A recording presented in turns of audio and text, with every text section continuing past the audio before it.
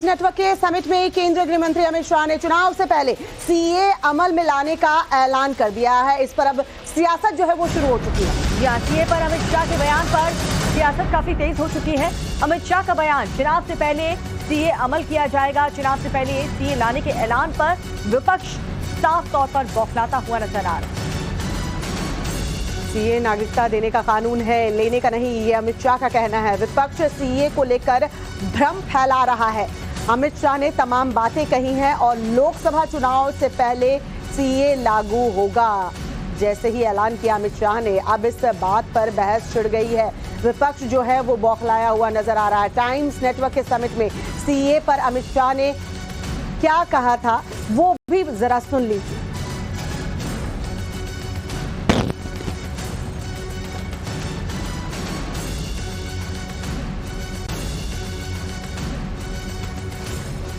ये देश का कानून है, इसका नोटिफिकेशन निश्चित रूप से हो जाएगा और चुनाव से पहले के बाद पहले ही होगा। चुनाव के पहले ही सीए को अमल में आना है, इसमें किसी को कंफ्यूजन रखना नहीं है। ये भी कांग्रेस पार्टी के नेताओं का वादा है।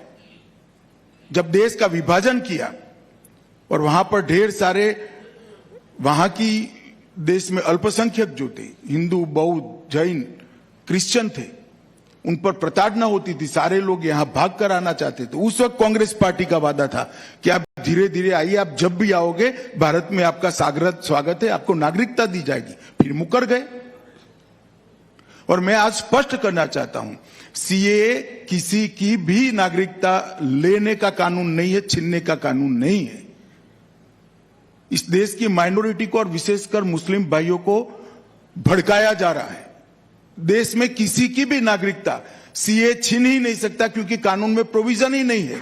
सीए जो शरणार्थी आए हैं पाकिस्तान और बांग्लादेश से धार्मिक प्रताड़ना के कारण, उनको नागरिकता देने का कानून है और मैं मानता हूं इसमें किसी का विरोध नहीं होना चाहिए।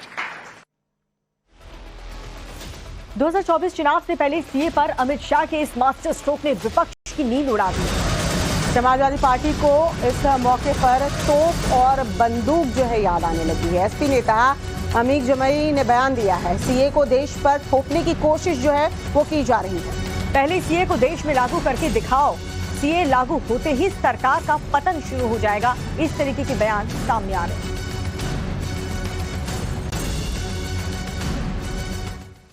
आपने एंटी सीए मूवमेंट देश में देखा है। आपने इसको थोपने की देश पे कोशिश भी करी थी। असम ने भी जवाब दिया था, उत्तर प्रदेश ने भी जवाब दिया था। गृह मंत्री श्री अमित शाह जी से कहते हैं, अपनी तोपें और बंदूकें खोल लो और सीए मूवमेंट इस देश में लागू करके दिखाओ। पहले जिस दिन लागू होगा, आपकी सरकार का पतन का समय उसी दिन से शुरू हो जाएगा। टीएमसी सांसद शांतनु सेन ने अमित शाह के बयान को चुनाव से पहले का जुमला बताया है। वहीं बिहार के डिप्टी सीएम सम्राट चौधरी ने शाह के बयान को दोहराते हुए कहा कि सीए दूसरे देशों से आए लोगों को नागरिकता देने का कानून है, छीनने का नहीं। की भी नागरिकता समाप्त नहीं की जाएगी। वैसे लोग जो पाकिस्तान, बांग्लादेश और श्रीलंका में जिनको तंग और तबाह करने का काम वहां लोग कर रहे हैं, जिनको वहां पर कष्ट हो रहे हैं, वो भी जो आज से 50 साल पहले भारत आए हैं 72 के आसपास, उन लोगों को हम नागरिकता देने का काम करेंगे। सीए लेके इन लोग जुमला कर रहे हैं और चुनाव का पहले डिवीजन पॉलिटिक्स कर रहे हैं। हमारा पार्टी का स्टैंड ममता बनर्जी बहुत पहले कह चुकी है, जो लोग इस देश में रहते हैं, जो लोग अपना वोटर कार्ड लेके वोट डाल के केंद्रीय सरकार या राज्य सरकार चुन के काम करने के लिए भेजता है, वो सब हमारा यहाँ का नागरिक है।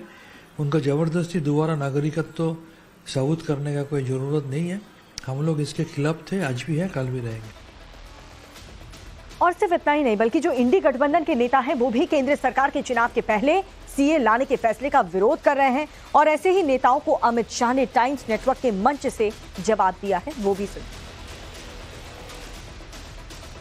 सीएए एनआरसी के ऊपर भारत में जनमत क्या है, ये केंद्र सरकार को पता है और मुझे लगता है कि केंद्र सरकार इतनी जल्दबाजी नहीं करेगी। महाराष्ट्र सरकार बड़ा विषय है कि ये नाकाम सरकार है और नाकामी को छिपाने के लिए इतने बड़ी बातें की जाती हैं। कुछ नहीं, उपलब्धि के नाम पे जीरो है। इस पर भी चुनाव लड़ेंगे तो ये हारेंगे।